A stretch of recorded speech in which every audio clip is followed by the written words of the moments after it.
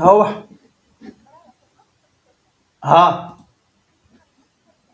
يا وين تشوي ها وين تشوي حقوق وين تشوي ما وين تشوي حقوق وين تشوي ما الله مصاب انت بس هي وانكو صدر هي هي هي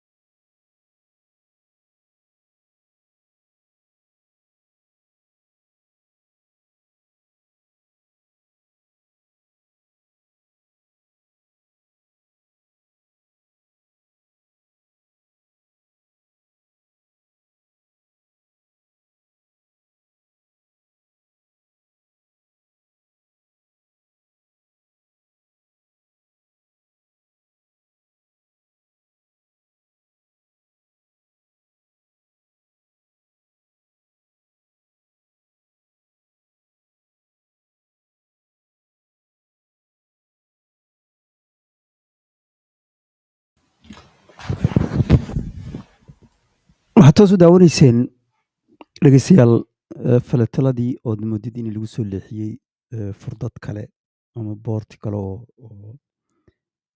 maxaa la dhihi jiray israa'iil oon ka fogeyn ghaza agteeda ah ayaa lagu leexiyey marka video waa toos u socday haddase videogii waa istaagay marka show moji xataa meeshu ka imaanaya ani ma ogi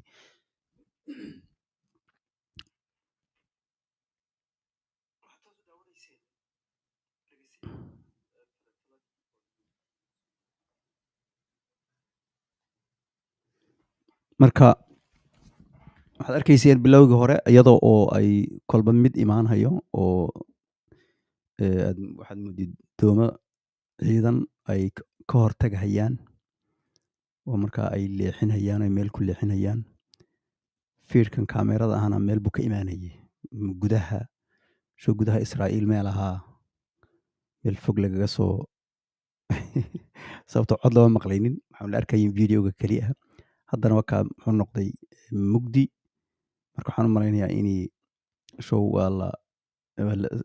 authority-ga waa fahmay miyaa oo marka istaajiyey saasaad moodaa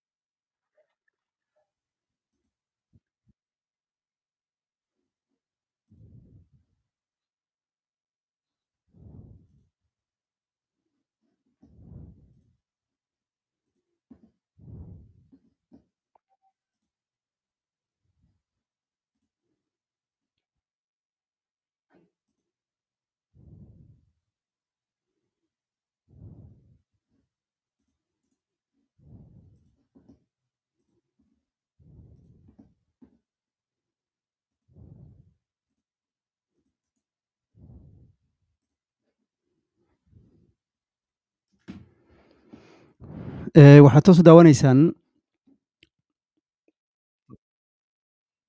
falatoladii oo aad moodid in lagu leexiyey furdad kale oo Israa'iil oo laga leexiyey Ghaza.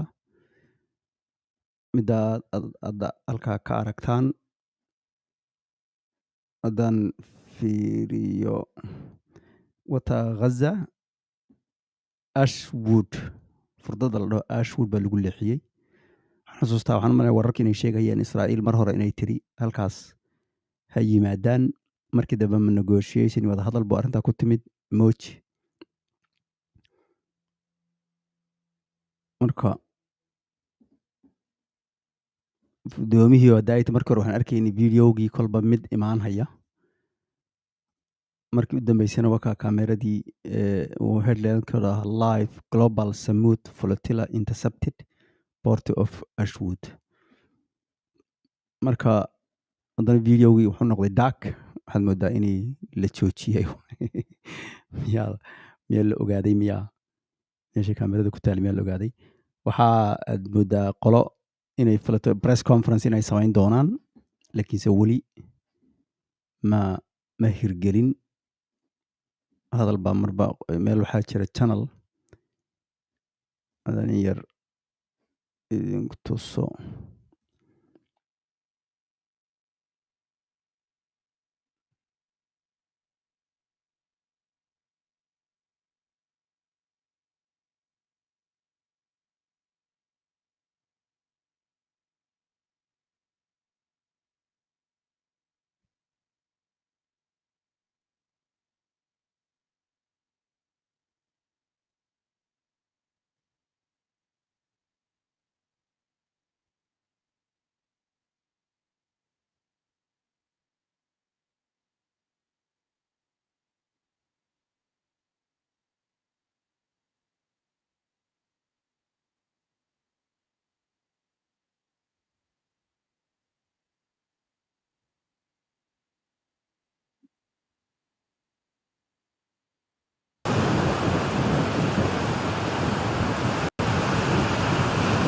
laakiin waxaad moodaa hadda inay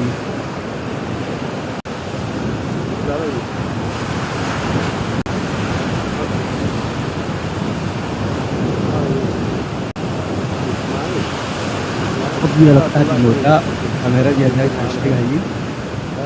Kuwaas aad ka arkaysaan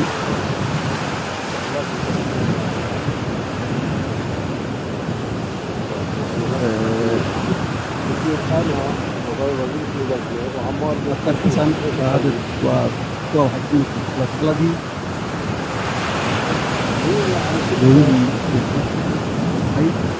taana waa doon ciidan oo Israa'iil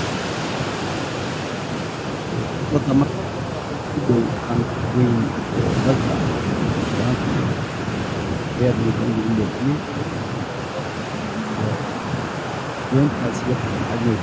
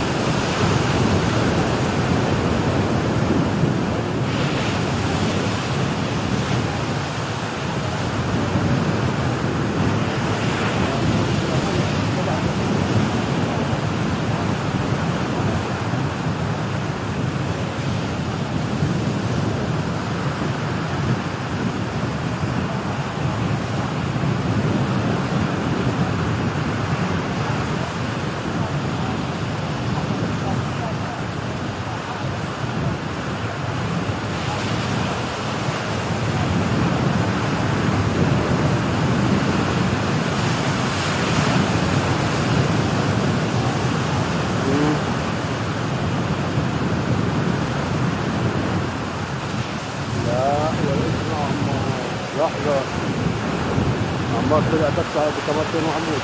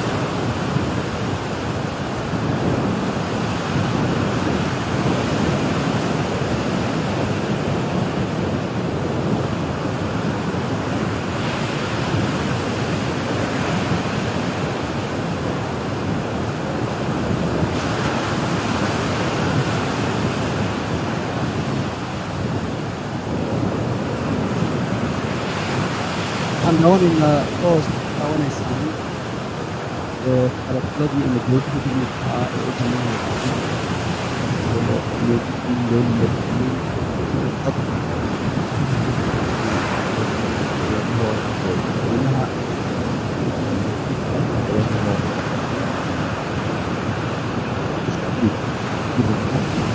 halkaasa doonihii oo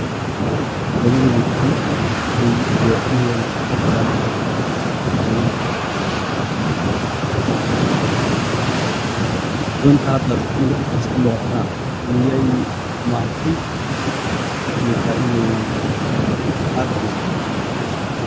waa laba dowlad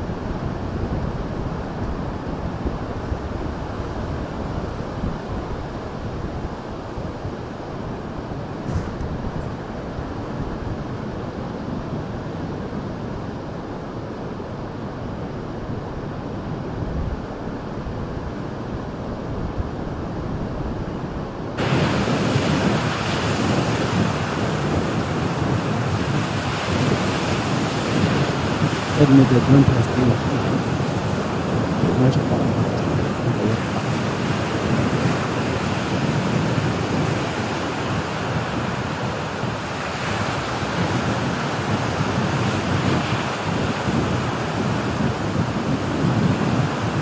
moodaa inay isniinta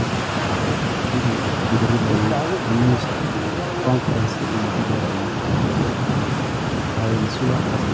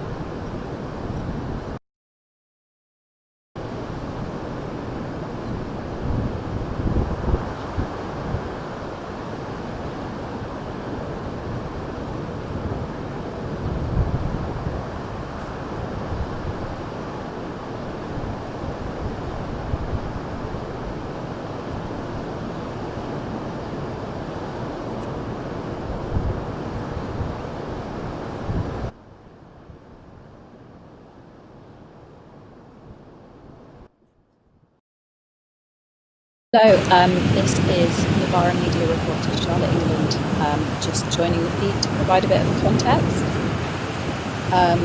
So the boat that we can see sort of in the middle now, a little way out to sea, is Sirius. So this was the second,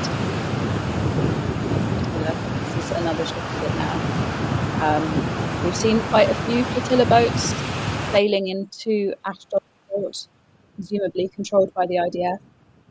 But a lot of them are hard to identify. There are lots of fairly similar looking small sailing boats. Sirius, however, is really, really distinctive. Lead boat of the flotilla after Family, the boat that Kieran Andreou was on, was decommissioned in Crete with engine failure. And I believe, I need to double check this, but I believe there ended up being something like 35 people on board. Could have been 38 people. I'll check this and update, but it's a big boat had a lot of people on it, and it's very, very distinctive because it's from 1918. It was actually being used, I think, as a venue in Barcelona, and it was restored enough to be used for this mission.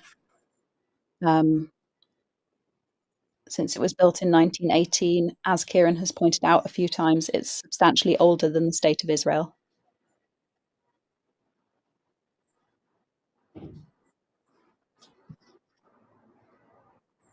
As someone who, so I wasn't on the flotilla at any point, but I saw them all sail from Barcelona, and then I flew to Tunisia to meet them there, and I was on land with them in Tunisia for about a week.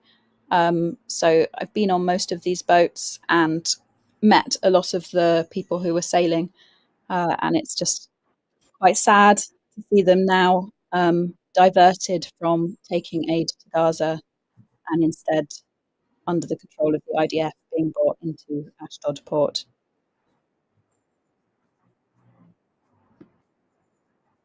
People are asking for updates on McKenna. We don't know.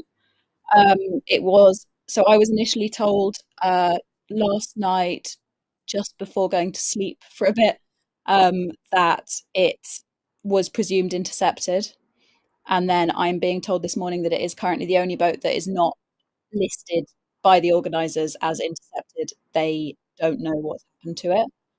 I'm finding that a little bit confusing and trying to get more information because, as far as I understand it, lots of the boats that are now marked as intercepted, we don't actually have that confirmed. Contact was just lost with them, and the natural assumption is that they were intercepted.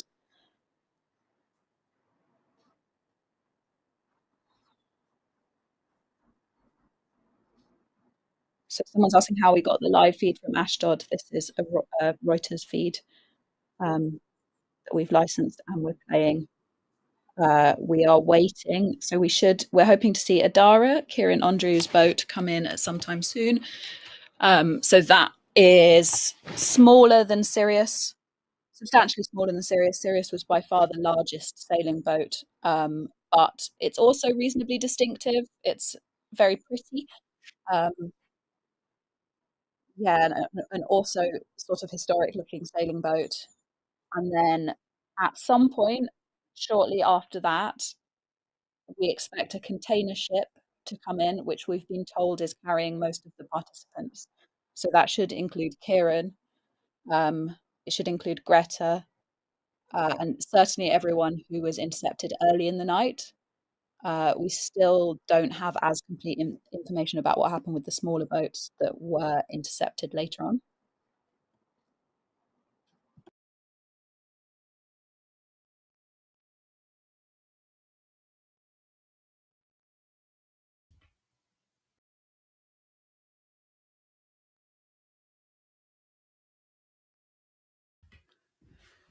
waxaan ka maqlay dadka hadda intii yar ee nala soo gudbinaya inay leeyihiin videogan aanu daawanayno wuxuu ka imaanayaa Reuters news agency-ga ayuu ka imaanayaa.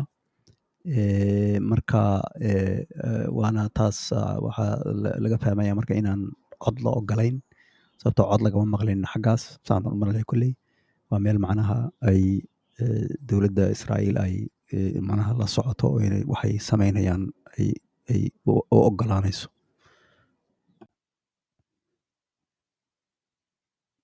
Doontii weyneyd ay sheegaysay gabadhii hadlaysay miyaa hadda? Dadkii meesha la socday intooda badan ay saaran yihiin baa laga yaabaa hadda inay tahay. Marka say gabadhii sheegtay doomihii u socday Gaza ee dadka rabay inay u geeyaan gargaarka maxay tihi nasiib darro way suurtageli weyday, waxaa loo leexiyey doonta dekedda kale u dhow ku taalla Israa'iil la dhaho Ashdod port la dhaho ayaa lagu wareejiyey ayay tiri.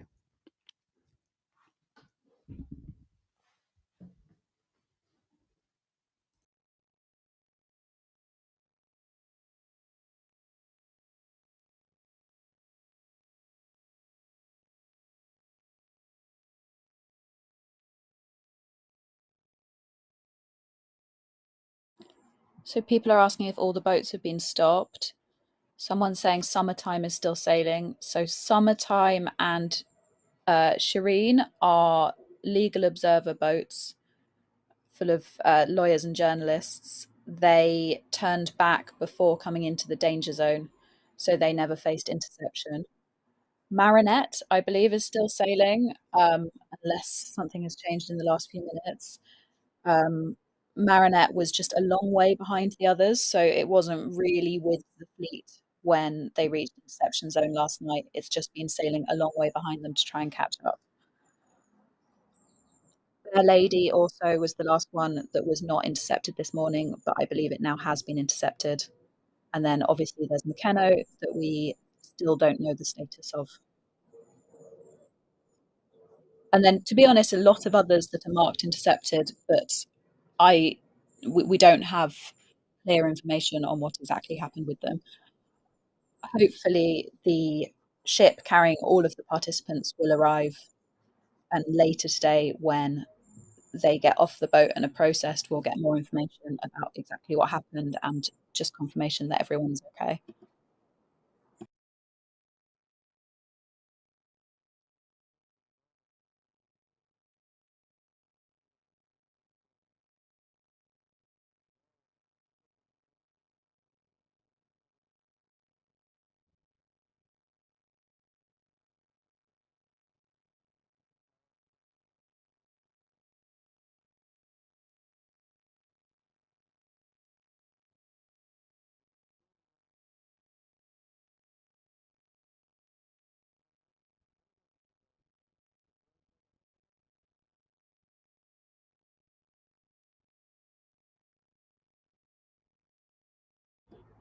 So with Marinette, organisers are saying, no, not Marinette, sorry, with McKenna, the one that is shown as very close to Gaza, the organisers are saying the only information they have is tracking information, which I was told earlier looked strange. The movements of the boat looked a bit strange. And earlier I was told that they were assumed intercepted. Um, but organisers have confirmed they are not in contact with the boat, so they don't have any updates beyond that.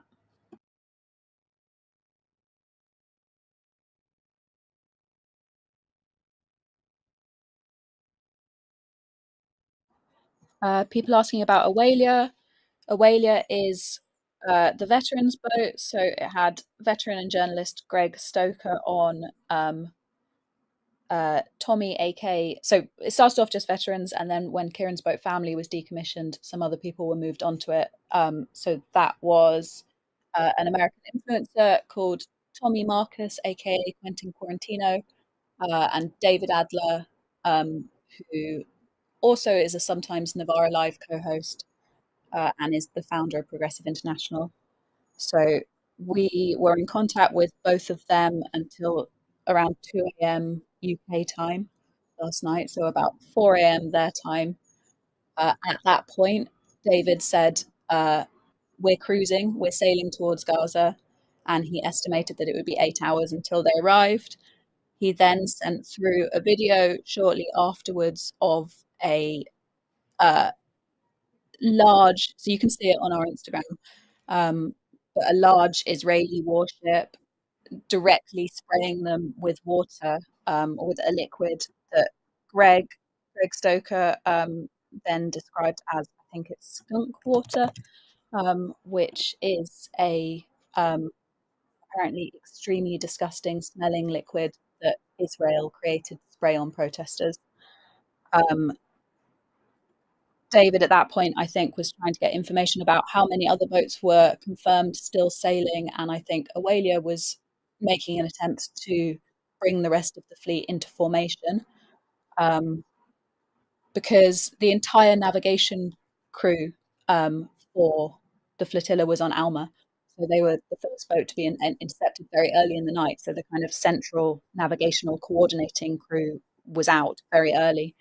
So I think Aurelia was making quite a noble attempt to draw the fleet together, and sail in formation towards Gaza. They were trying to maneuver away from the warship, and then we lost all contact with them at that point. we did get confirmation from organisers that another boat, All In, which was intercepted quite late in the night, had seen them and said they were sailing and they looked okay. So we're not terribly worried about them. But after that point, we didn't see anything. And then several hours later, they were just assumed intercepted by organisers. And Greg Stoker's Instagram account put out a video saying, I've been kidnapped, presumably posted by a friend or colleague on his behalf. Someone's saying I cut out when talking about skunk water. So Greg identified the thing they were sprayed with as skunk water. We don't know if this was the same thing that was sprayed on Kieran, on Adara. Kieran did initially say that they were being sprayed with some kind of chemical before correcting to say they were being sprayed with water. So it is possible that he was noticing that it smelled disgusting. But Greg, I think, because he is a veteran, has served in the US Army, tends to know about this stuff, and he quickly identified it as skunk water.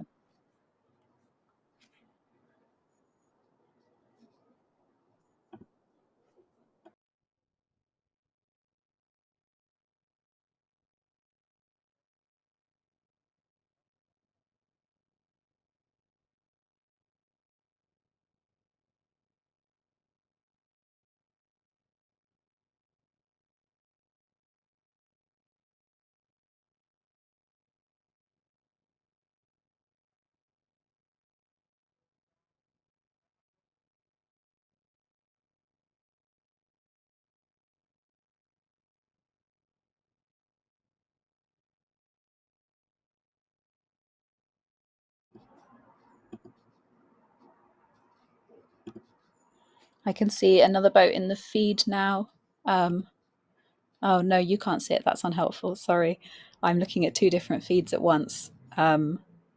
So there is another Reuters feed that I'm not sure if we can switch between the two, but basically I can see a slightly different view, and in the slightly different view, I can see another flotilla boat just kind of bobbing around beside Sirius.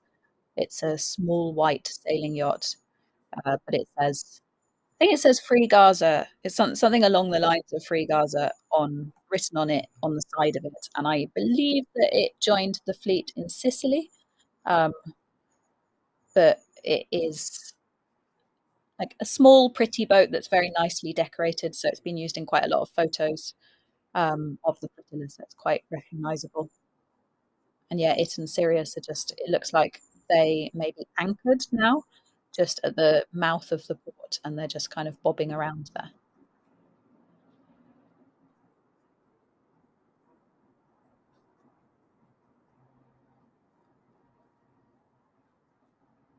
I wouldn't rule out the boat on the kind of on the horizon on the left-hand side being Adara. Um, it looks about right. And last time that I checked marine traffic, Adara was shown as approaching port.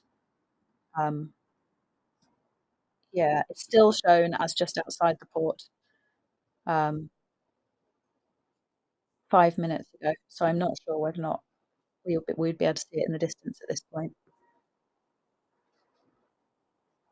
Something that I don't fully understand the rationale behind, but the organisers obviously have their own system for tracking the boats, which feeds through to the website. But most boats can be tracked just on general marine tracking sites and send regular readings to those. Quite a lot of the Barcelona boats did this at first, but as the flotilla went on, a decision was made, I think, to stop updating this information, presumably for security reasons, and to rely solely on the global flotilla tracker, which is slightly unhelpful at this point because the few that are still tracking just on normal marine tracking sites, we can see where they are. So Estrella, for instance, which is a physically large fishing boat, but I think there were quite few people on board because it didn't have many beds. a physically large fishing boat that I think, despite looking like a bit of a wreck, was just very reliable throughout this journey. It made it all the way from Barcelona without any serious problems. So that is now docked in Ashdod. You can see it on Marine Tracker as docked there, whereas none of the others that we have tracking data for are in the port yet, but it's maybe like 20% of the boats that we have this tracking data for. Yeah, someone's repeating in the chat. This would probably be helpful for me to do as well. So all boats are now reported as intercepted, aside from Marinette, which was a long way behind the rest of the fleet, so has barely even entered the danger zone, and McKenna, which was tracked as being in territorial waters very close to the shore of Gaza, but organisers have lost contact with it, and we haven't had any updates for quite a long time. All we're going off is tracking information, and there has also been some speculation, at least, that the tracking information might be wrong, based on the way that the boat moved, looking slightly strange.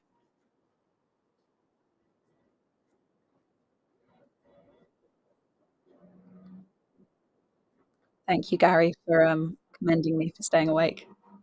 I actually haven't. I did manage to sleep, but I only slept for about 2.5 hours and then 3 hours, I think, last night. But right now, I've only fairly recently woken up, so I actually feel fine. Someone is saying they see Captain Nikos as Dr. Ashdod as well.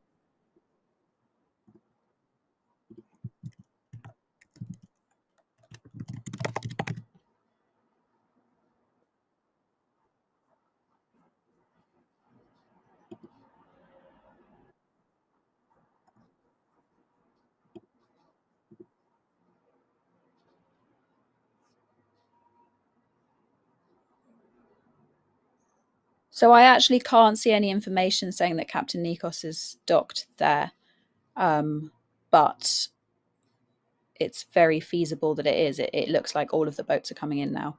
So Captain Nikos was the boat that Rima Hassan was on.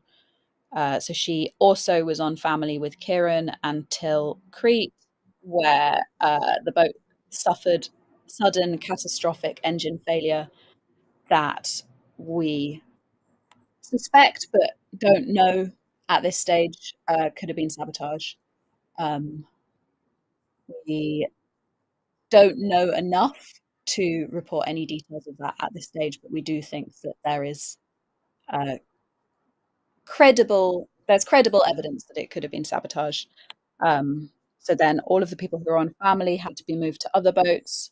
Family was the lead boat and had around 30 people on board. I think at that point the most of any boat. So moving them was a bit of a nightmare. There were some disagreements with the organisers about who should be put on which boats, relating largely to safety. And several people at that point from Kieran's boat left the mission. Kieran stayed and moved on to Adara, which was a Spanish flagged boat with a lot of Spanish politicians, an Argentinian politician, and a Portuguese politician who moved from family with Kieran. And I think he said it was a really nice boat. He felt very welcomed on board, but it was quite difficult to move boat at that later stage when everyone had really bonded. So they'd spent like 3 weeks by that point really getting to know each other and going through kind of drone strikes and things together, but also discussing in really quite like distressing detail exactly what they would do in the event of an interception. So if one person was violently targeted by soldiers, for instance, whether or not they wanted other people to intervene, which put everyone at risk, who would sit next to who for safety and stuff. So they'd really had like a lot of quite harrowing conversations about that by the point at which the boat engine failed. So coming into a whole different kind of social ecosystem on a different boat was very difficult. Rima at that point was moved to Captain Nikos, which we just didn't know very much about as a boat because it had very recently joined. I think it sailed from Greece, uh, whereas family sailed all the way from Barcelona. So we'd been following it for weeks and knew everyone on board. Captain Nikos, I think, was a relatively small boat. We did have slight concerns for Rima being sent there uh, because she's French Palestinian and she sailed on the Madeleine in June with Greta, which means I think she would have. I'm not sure actually. I know Greta signed something saying that she wouldn't go back. I don't know if Rima did because they took different approaches. Greta cooperated and signed an immediate deportation order in order to get out as soon as possible so that she could talk about it publicly and draw people's attention to the people still detained. Whereas Rima went on hunger strike and was detained for 3 days, I think. Um, but I watched the boat being intercepted last night and it did all look very calm. No real cause for concern there at this point.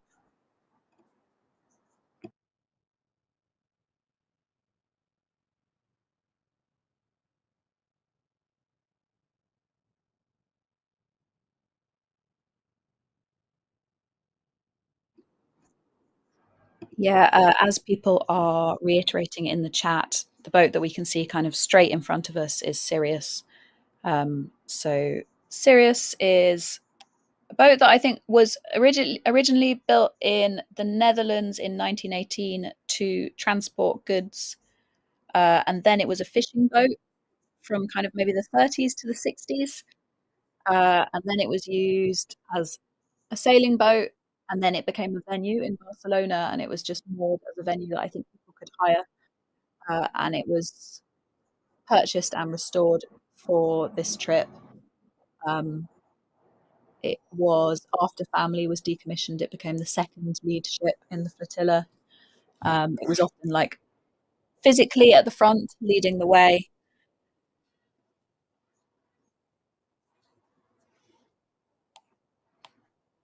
Worth reiterating again that as it was built in 1918, it is older than the state of Israel.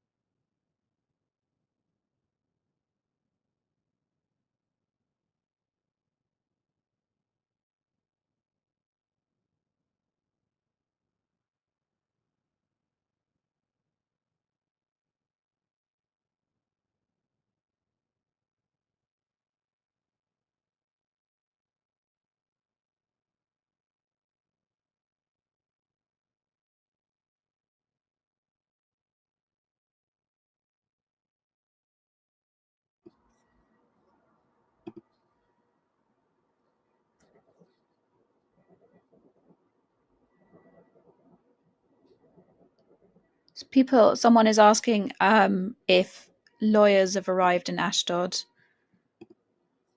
We've actually just had an update related to this, but we're seeking clarification because it doesn't quite match up with prior information that we received.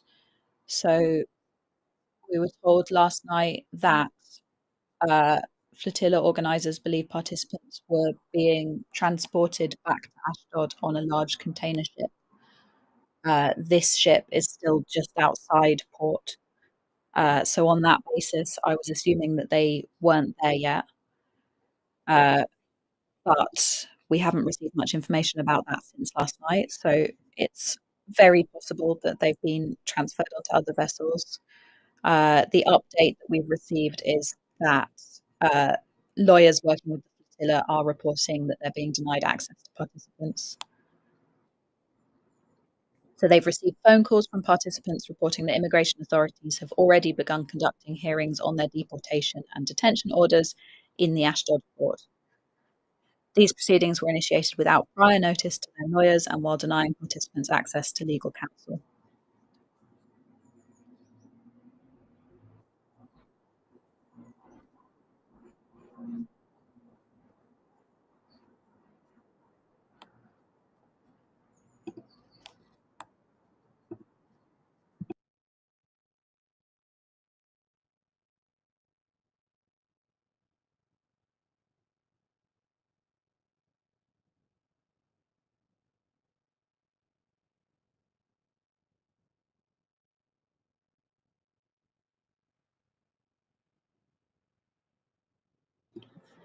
People are asking about Marinette in the chat.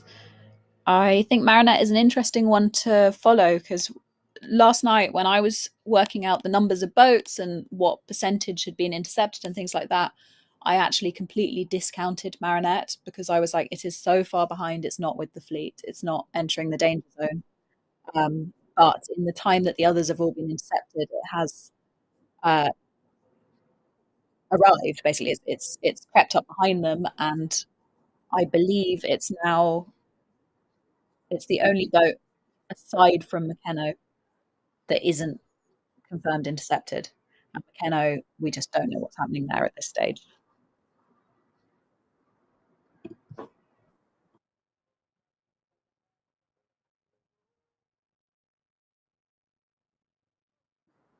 Yeah, and people are saying seized boats are gone forever. Unfortunately, I think that's true. I don't think that they'll be returned. I think Israel has said various things about giving them to its navy or selling them.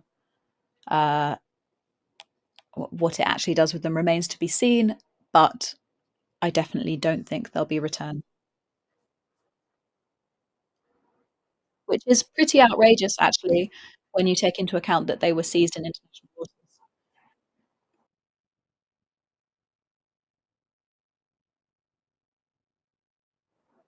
I guess there is so much going on here that is both a violation of international law and obviously an enormous moral and ethical violation that you kind of don't end up focusing on the details of these boats.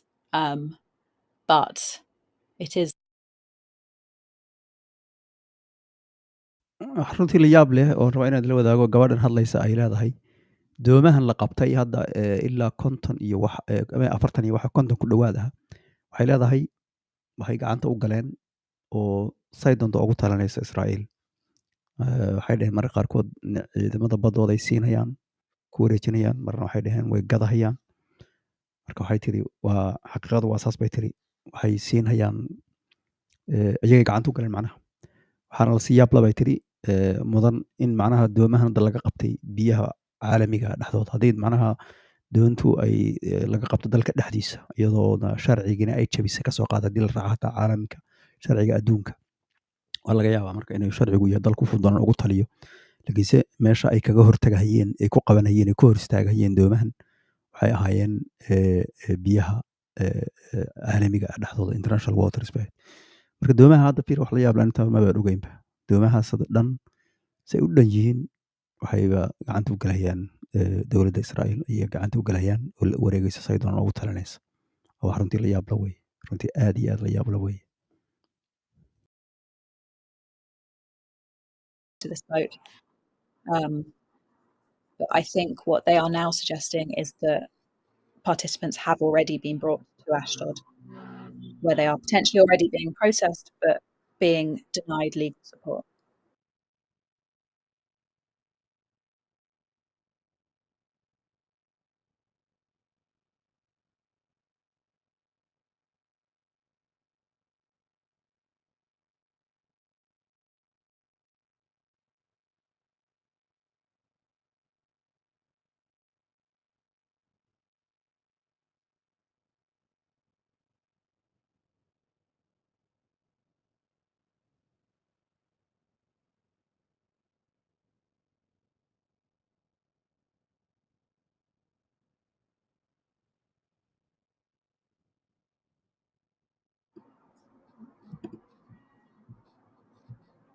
So my understanding is that people will likely now be given 3 things to sign, uh, 2 of which everybody is absolutely advised not to sign.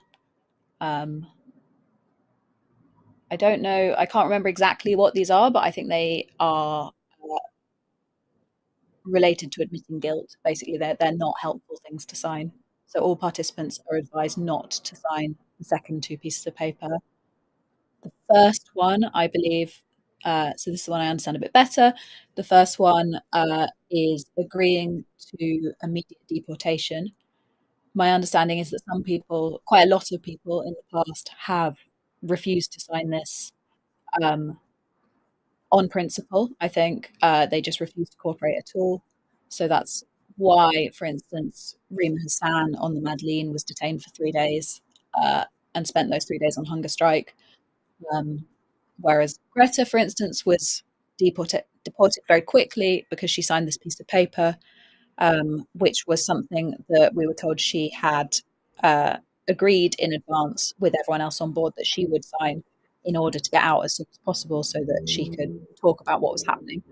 Um, the calculation was that as the person with by far the highest profile, she would be most useful outside of Israeli detention, while the others were making a protest by refusing to cooperate. In the case of this flotilla, participants were told that it really is a personal decision, but people with any kind of sensitivity, so people who are higher risk for any reason, are advised to sign just this thing agreeing to immediate deportation as a journalist so that they can get out and report on the story. So, on that basis, we believe that Kieran is intending to sign uh, on the basis both that he's a journalist and he wants to come back and talk about his experience as soon as possible, but also because he is half Palestinian.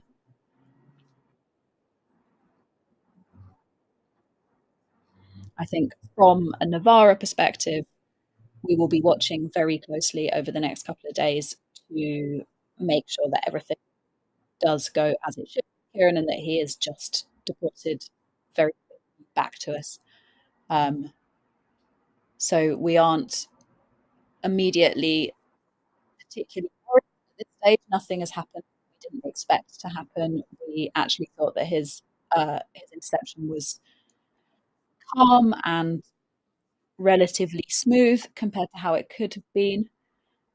We obviously did see some pretty disgusting tactics from Israel, but there were concerns that it could be a lot worse. So I can't speak for all of us, but I think most of me and my colleagues are feeling relatively calm and relieved that that part of it is over. But we are kind of on high alert to make sure that he is deported back to us in the coming few days. I would be seriously concerned if he isn't back by, say, Monday.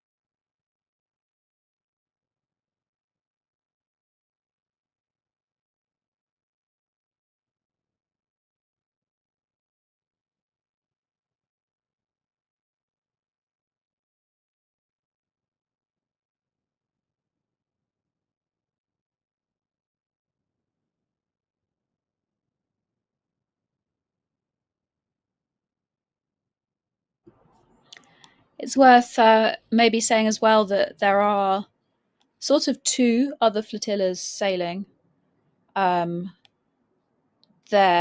So there are a few different things going on. There's one boat called the Omar Al Mukhtar, I think, that originally intended to join this flotilla, and it was not allowed to join because organisers had a very strict vetting and training process. And I think just for logistical reasons, this didn't happen with that boat. And so they were very concerned about letting it join the main flotilla. So, as a kind of compromise, I think it's been sailing a few days behind. So, we expect that. I don't know what their current plans are, but we expect them to approach relatively soon. And then further behind that, uh, there is a whole second flotilla organised by different people. So, organised by the Freedom Flotilla Coalition, who did have some people involved in organising the Global Sumud Flotilla, but it was not their initiative. And they've actually been sending boats to Gaza for years and years and years. They've really got like a wealth of experience there. So they partnered with Thousand Madeleines to Gaza, which I think was a grassroots initiative um, started on Instagram after the Madeleine sailed, when people were just very inspired by that. So they are organising 8 boats, I believe, with um, 70, just under 70 participants on board, including a lot of politicians, actually, a lot of European politicians. I feel like it would be a really big story usually, but everyone's been so focused on the global Sumud flotilla that it's been forgotten a little bit. But they are still sailing. I don't know how what's happened to this flotilla will impact them, but I assume it won't put them off. I think actually things could have been a lot worse and they still wouldn't have been put off. Um, they were really very determined. And then sailing with them, but I think it left a little bit later. I'm not sure if it's caught up yet. Was the Conscience, which I actually didn't realize until recently how big it is. Like, it's a really massive passenger ship um, that was going to sail to Gaza in, let's say May. I hope I'm correct about that. I think May this year, before the Madeleine, with Greta Thunberg on board, and it was attacked by drones just outside Malta um, shortly before it started the proper journey, and was too severely damaged to be immediately repaired, so it couldn't sail. And it now has been repaired, and it's sailing with 100 journalists and medics on board.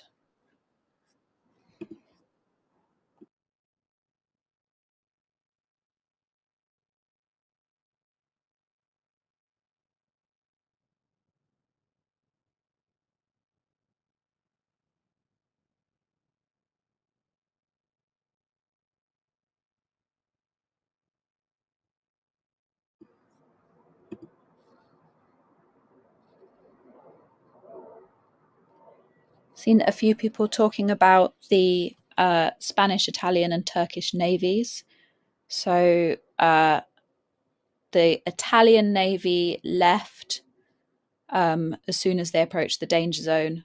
The Spanish navy, I believe, was with them further. They did say they might go all the way up to territorial waters, but keeping a distance. Um, my understanding, without knowing specifics, is they were kind of in the vicinity, but hung back, didn't get involved at any point. Turkey, we don't know. They didn't give any updates.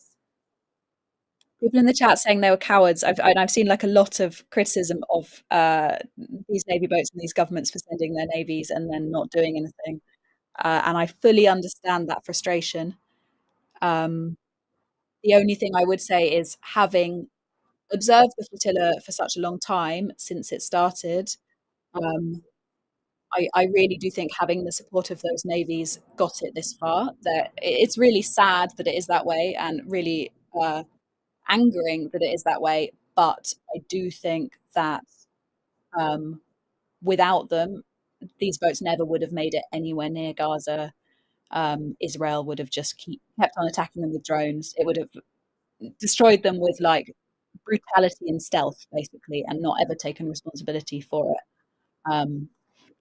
And having the support of these navies did at least help the boats to get as far as they did.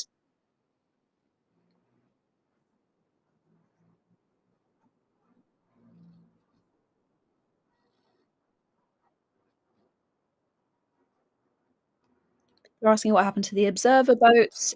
So I believe the two flotilla observer boats and also life support, the big red boat sent by the Italian NGO Emergency,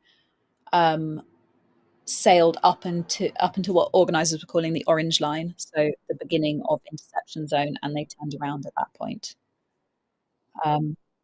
Emergencies boat, life support, it's worth saying, has really, really sustained the flotilla. I think like it's offered a lot of technical and medical support and logistical support throughout the journey. I think without them too, the flotilla really would have struggled.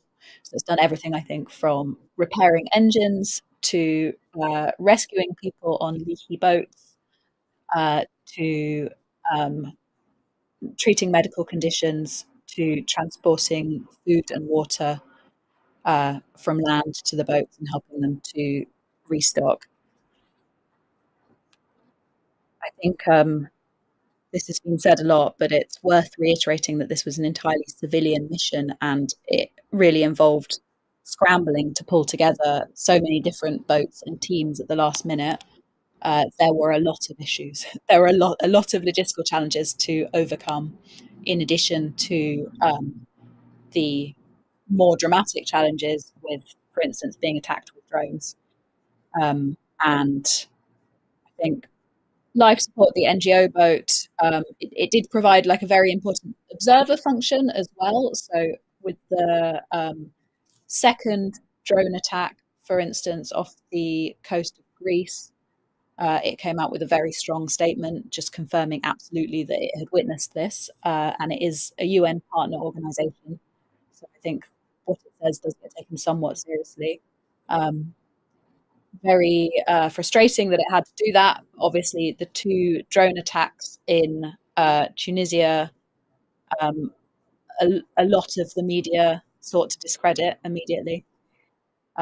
So, life support emergencies boat played a really important function in saying we have witnessed this. We saw the boats being attacked, but more than that, I think it's been really, really helpful with logistical support.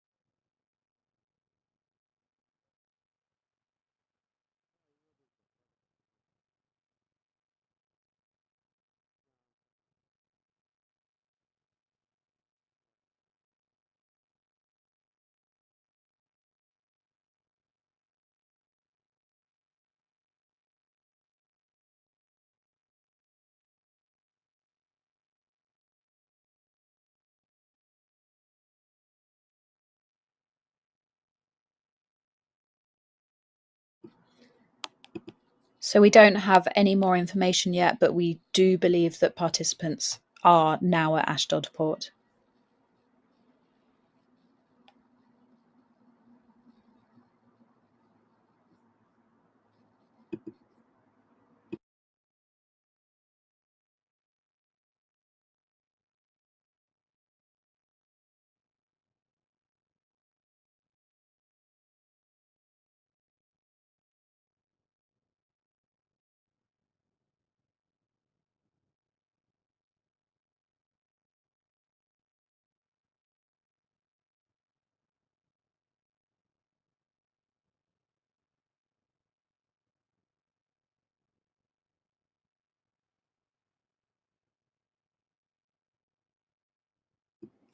So they have now been brought to the port, and we believe they're being processed there. We are still waiting to see whether they will be allowed access to the legal support that organisers have waiting for them.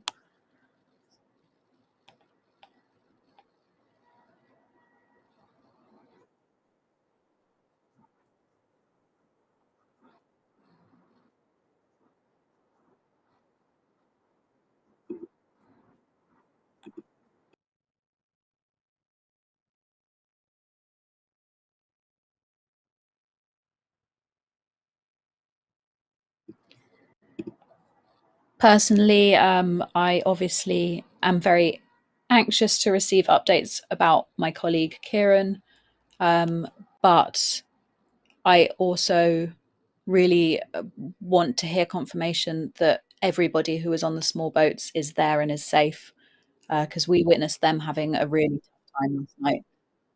There were moments, I think, where they felt quite triumphant, and there was one point where we were like, "Are they going to get to Gaza?"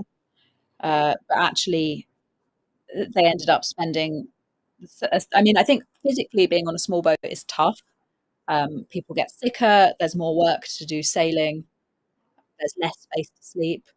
So people are probably very tired anyway. And then they have basically spent 2 nights now being terrorized by Israeli Navy. So the night before last, um, there was something a kind of a generous reading could be that it was a recce by the Israeli Navy to decide what to do, but uh, I think a more realistic interpretation would be that it was an act of psychological warfare. So they repeatedly made people think that they were going to be intercepted before retreating, to the extent that I believe most people on board Alma, the lead boat, ended up throwing their phones into the sea a night early because they were convinced that they were about to be boarded, um, leaving them without phones for the last day, which was quite a problem because a lot of the key organisers and big names were on that boat. Um, so yeah, people got very little sleep the night before last, and then last night, we obviously have absolutely no idea what happened to people beyond the basics that they were likely loaded onto a big boat um, after they were intercepted. Uh, but we do know that people in the small boats were sailing under quite difficult conditions, with some of them being repeatedly soaked um, by IDF boats, spraying them with water and in some cases skunk water, um, in order to deter them. And lots of them were just extremely brave and extremely noble, I think, like that they very calmly refused to stop, and they didn't escalate the situation, but they kept sailing towards Gaza. Um, yeah, there's some quite dramatic footage that we shared last night of people on All In, one of the smaller boats in particular. Although I think the same thing happened a lot on Mateke, which was Ty Hickey's boat. It's also a Navarra Live co-host, um, where they were told to stop and turn their engines off, and they declined to do so and kept sailing towards Gaza and were absolutely drenched um, by the IDF. I don't know what the boats were doing the drenching, because when Kieran was intercepted earlier in the night, we really couldn't see very much at all because it was so dark, and lights were switched off. I think a lot of lights were switched off um, as a safety measure. So they were really just sitting in darkness. And we had Kieran describing things to us, and he did say there's a really big boat pulling up, like a really big boat pulling up. But I guess without seeing it, it's hard to judge what a big boat means. And the flotilla boats are quite small, so we've got accustomed to seeing lots of quite small boats.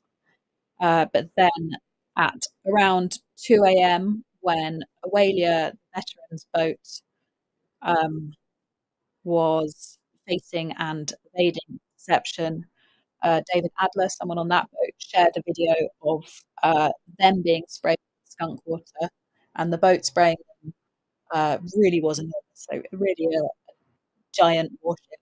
Um, so we've got a video of that on our Instagram as well.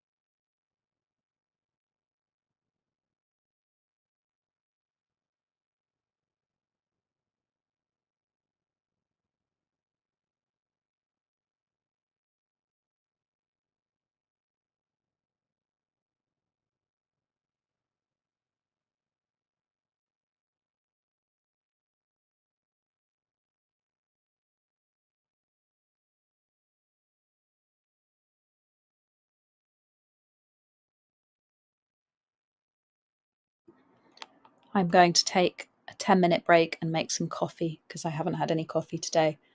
And then I will return with any updates.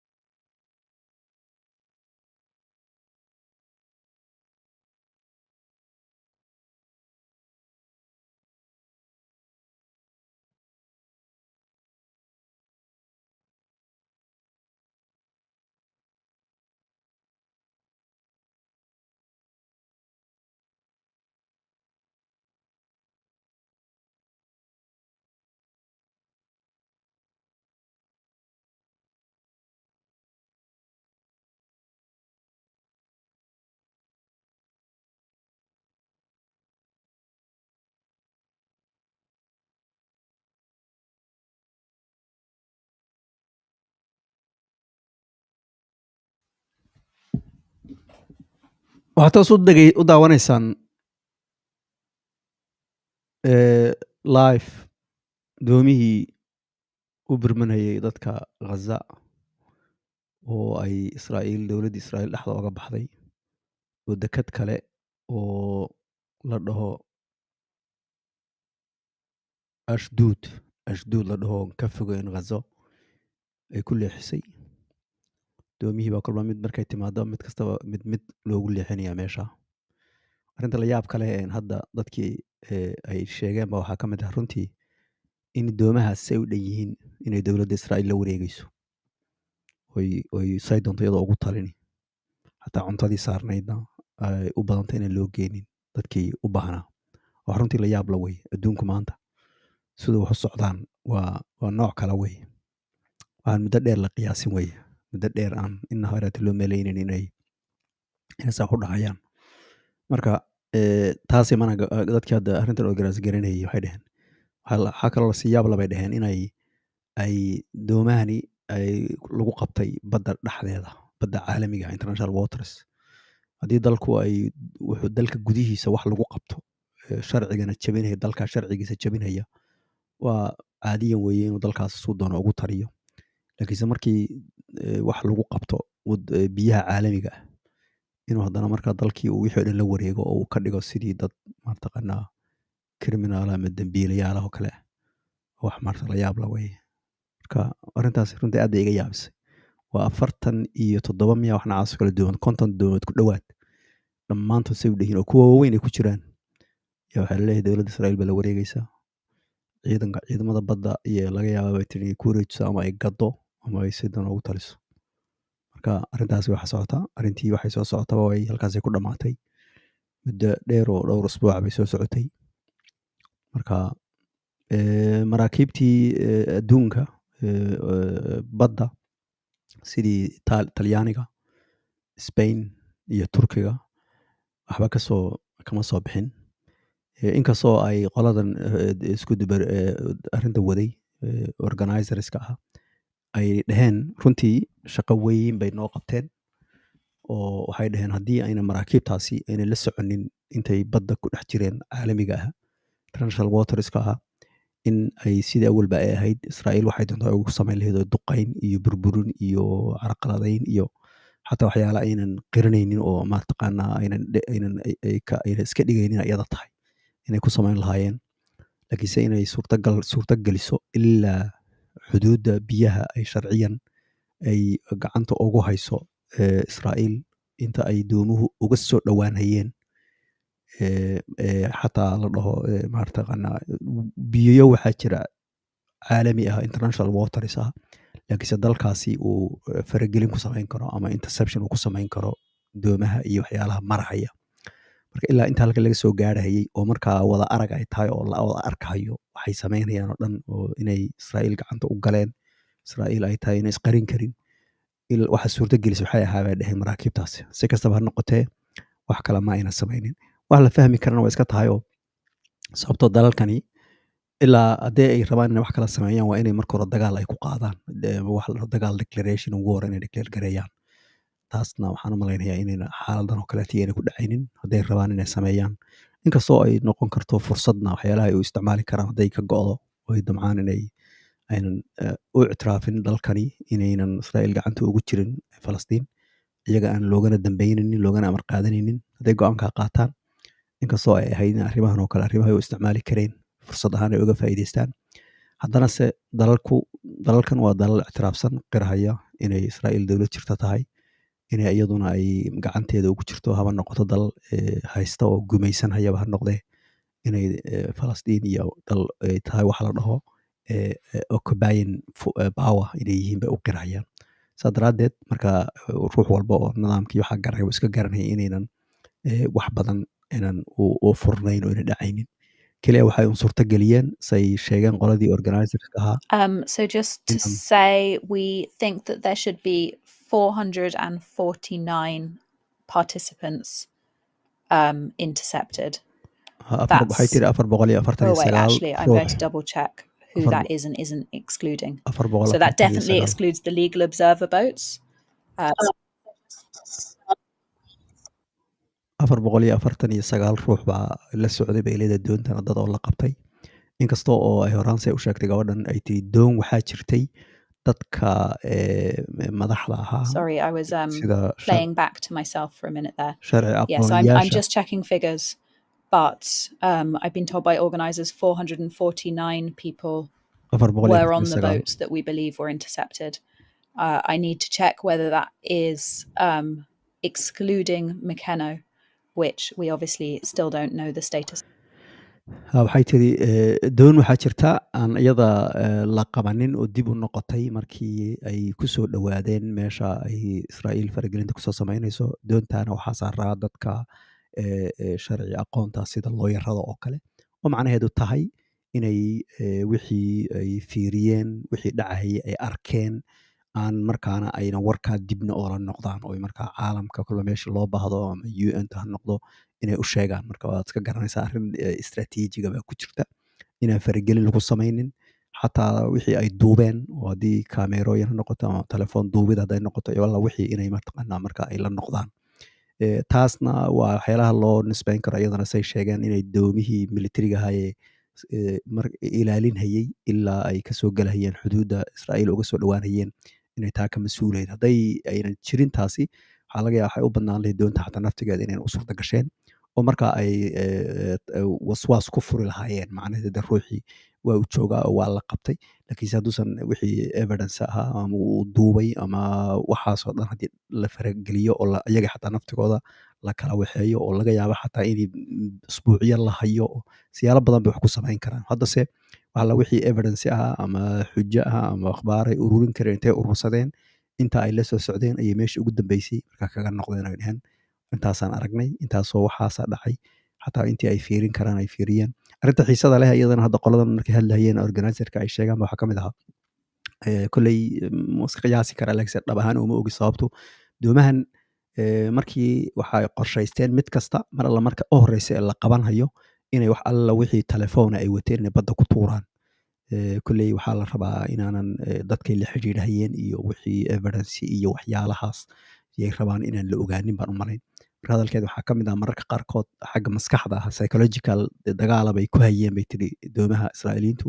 waxay iska dhigahayaan inay qabanhayaan interception ay ku samaynayaan ciidanka uu kusoo dhowaan markaasay dad kuwa doomo badan waxay moodeen in arrintii bilaabatay oo la qabanhayo markaasay telefoonkoodii waxay ku tuureen telefoonadoo dhan badda ay ku tuureen kadibna aynan arrintii ma ayna sii wadin way ka noqdeen Israa'iiliyiintu oo markaa deedna ay muddo dheer doomaha qaarkood ay telefoon la-aan ahaayeen oo xidhiir aan lala lahayn marka taana waa arrimaha la yaab kale ee aadka u fara badan ee runtii ka socda meesha eed un fahmiye sidii loolanka socda aadka u qaab daran ee meelaha badan lugta la galahayay ka mid tahay marka taasna waa igu cusbay runtii inaynan macnaha dadkani telefoonadooda ay badda ku tuurahayaan oo heshiis ay qaateen uu yahay oo kolley waxaan u malay inaynan caawinin xagga markay noqoto xujo iyo evidence iyo makhraati urursiga inaynan Israa'iil ka caawinin oo kale baan u malaynayaa marka halkaas ayay arrintu maraysa iyadana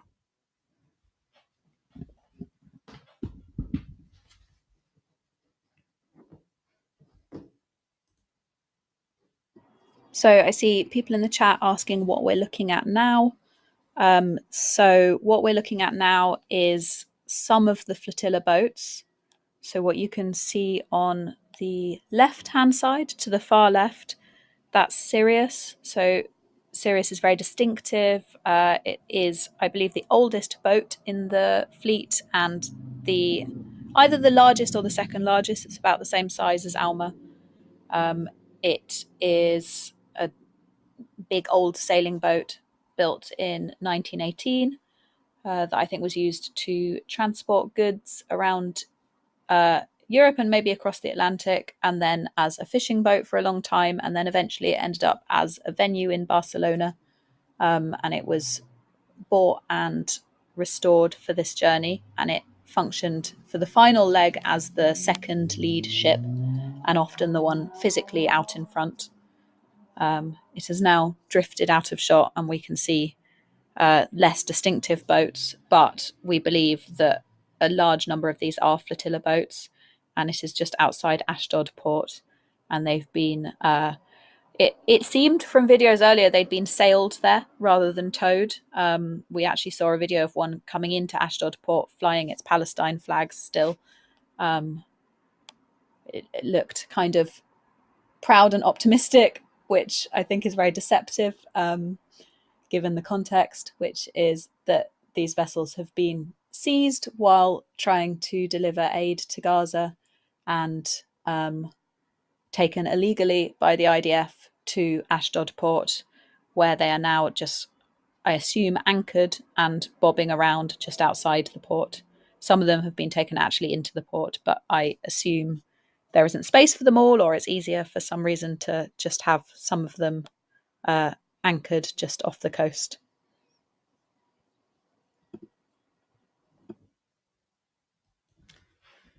gabadhana waxay tiri doomahani waa doomihii hadda oo barkood weli badda dhexda taagan yihiin oo halkaa ay ciidanka Israa'iil uu meesha uu ku hayo badhna waxaaba la geeyey meesha furdada ay galeen marka waxaad moodaa inay buuxsantay oo meel ay ka la dhigo inayna jirin saa darteed bay baddii meesha dhex taagan yihiin doon waxay tiri doontaa dambe xagga u dambeeya ka muuqata doonta ugu weyn weeye waana doonta ugu duqsan waxa ay doontaa la sameeyey 1900 iyo waxyaalihii baa la sameeyey muddo dheerna ma aynan shaqayn jirin hadda ayaa arrintan darteed loo sameeyey oo loo hagaajiyey marka arrintan ayayna ka qayb qaadatay Spain ayaa iska lahayd waa doonta aad marar badan gabadha iyadoo dhahaysa aan maqlaynay ayadaa ka duqsan ba xataa jiritaanka dalka Israa'iil jiritaankiisa doonta ayaa ka duqsan oo ka weyn tracking sites. So Adara, which was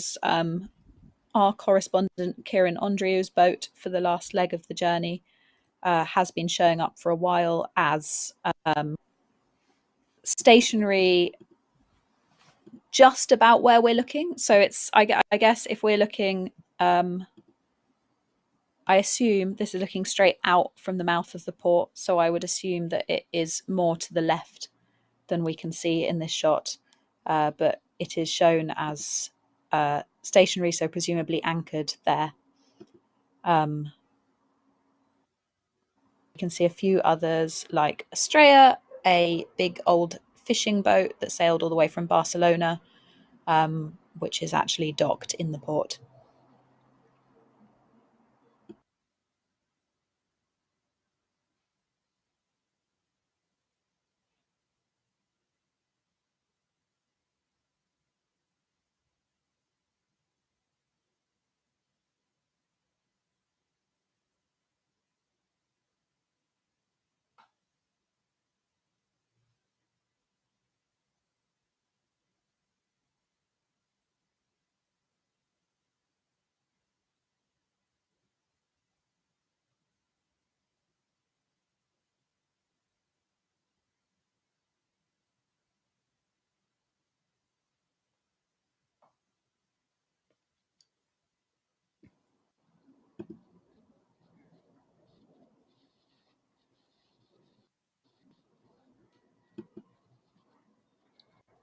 And maybe just to recap where we're at now, we believe that, so organisers have confirmed that every boat in the flotilla has been intercepted, or they suspect every boat has been intercepted, except for Marinette and McKenna. However, lots of those suspected interceptions are based on us not having information. So based on losing contact, sometimes going off what other boats that could visually see in front of them what was happening reported back.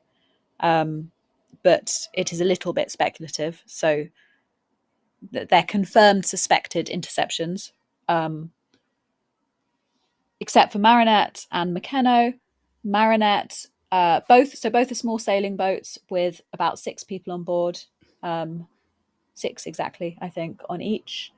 Marinette was physically quite a long way behind the rest of the fleet. I didn't really view them as part of it when the main flotilla reached the danger zone. So throughout this journey, there have been boats joining and then drifting off. Sometimes decisions have been made like there is a storm, the storm is too severe for most of the boats, we'll all wait.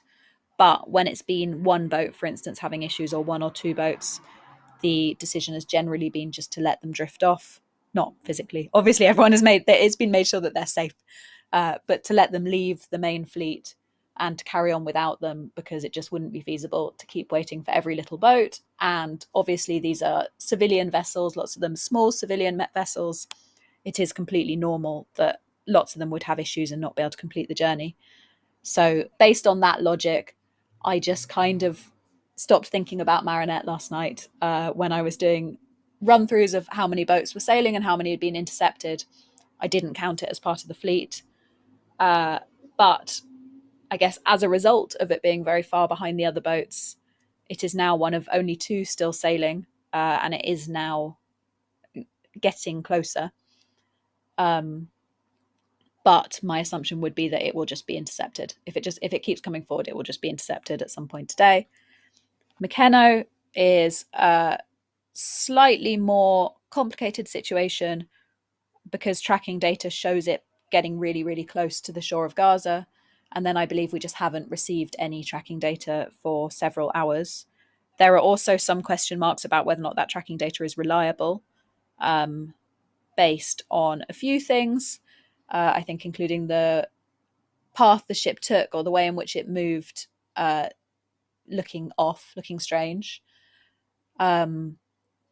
Organisers have confirmed that they are not in contact with Mekeno anymore. The only information that they have is the tracking information that we can see.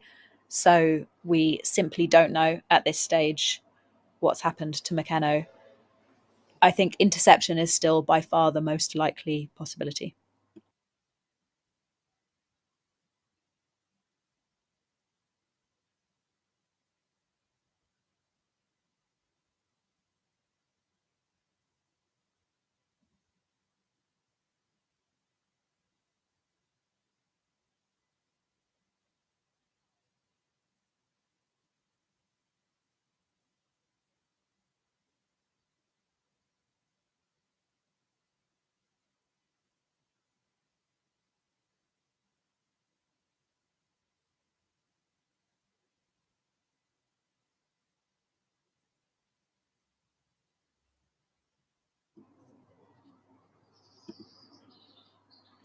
I am not enough of an expert in boats to say for sure, but I think there is a strong likelihood, strong possibility at least, that of the two boats that we can see now, the one on the left-hand side, I think, could be Kieran's boat, Adara.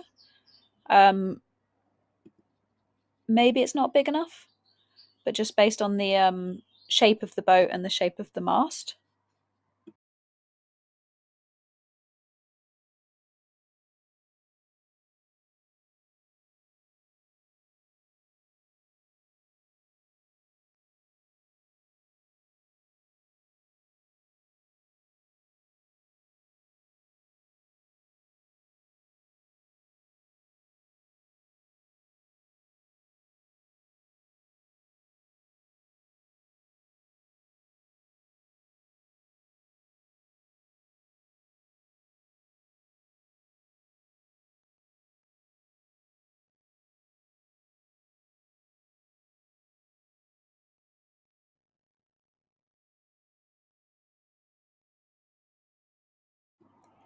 It does make sense that Mekeno in particular is the last one to be intercepted, to have been intercepted, probably, I should say,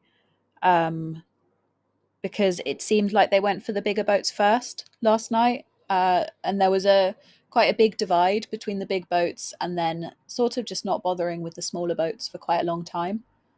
The big boats also were carrying most of the organisers and high-profile participants. So the big boats were intercepted quite early on in the night, in quite an orderly way. They were menaced a little bit, which we have definitely seen as a pattern. So I've said this already, but for people who are joining now, Kieran on board Adara reported being sprayed with, first he said chemicals, I think, and then he said water. Greg Stoker on the veterans boat Aurelia reported later in the night that they were being sprayed with something called skunk water, which is a disgusting, putrid smelling liquid that Israel have deliberately developed to spray on protesters. So it's quite possible that Adara was sprayed with that. They also had bright lights shined in their eyes, several rounds of a boat rapidly approaching them, making them think they were going to be intercepted and then leaving again. And they were shouted at by soldiers who were approaching, shining bright lights on them and spraying this liquid that could have been water or could have been skunk water on them. But this just happened for a few hours earlier on in the evening to Adara and to Alma and Sirius, the three big boats. And then I think there was kind of another wave where Dear Yassine, Hugo, and Spectre, I think, were intercepted.